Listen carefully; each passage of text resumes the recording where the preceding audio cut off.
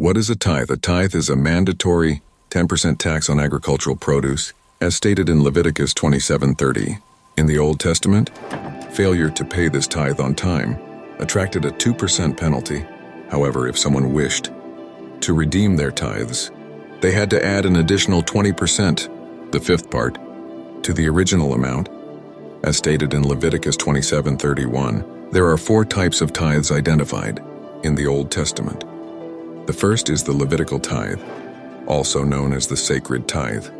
The 11 tribes of Israel paid 10% of their produce to the Levites, who had no inheritance among the children of Israel.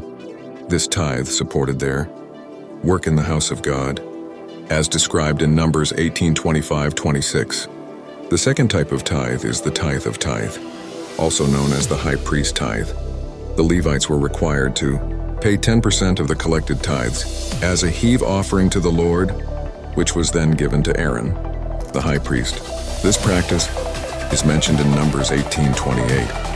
The Levites would accompany the sons of Aaron to collect 10% of all produce, and they presented a 10% tithe as an offering, storing it in the house of God, as stated in Nehemiah 10:37-38.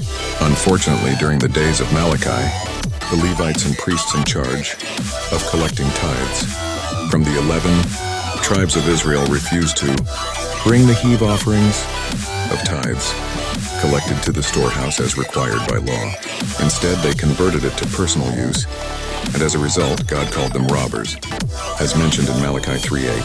The third type of tithe is the poor tithe.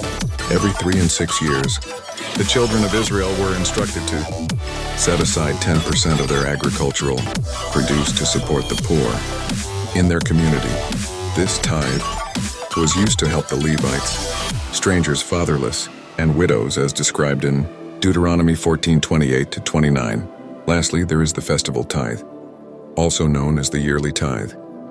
The children of Israel were required to set aside 10% of their annual agricultural produce to attend their yearly festival at a designated place chosen by God. They would consume this tithe before the Lord without paying it to anyone, as stated in Deuteronomy 14:22-23. However, it is essential to note that the Old Testament and its laws were abolished at the cross by Christ. He fulfilled all the prophecies and requirements of the law and prophets, creating peace between Jews and Gentiles. Through his blood, Gentiles were brought near to God, as explained in Ephesians 2:11-13-15. Christ abolished the law, ending the enmity between Jews and Gentiles, and ushering in a new, unified humanity that makes peace. The Apostle Paul described the Old Covenant as a ministration of condemnation. In 2 Corinthians 3:9-13, he emphasized the fading glory of the Old Covenant compared to the surpassing glory of the New Covenant.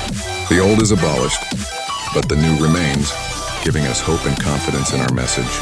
Please share, like, and subscribe to spread this message far and wide. May God bless you all in Jesus' name. Mayor Mogbeithren.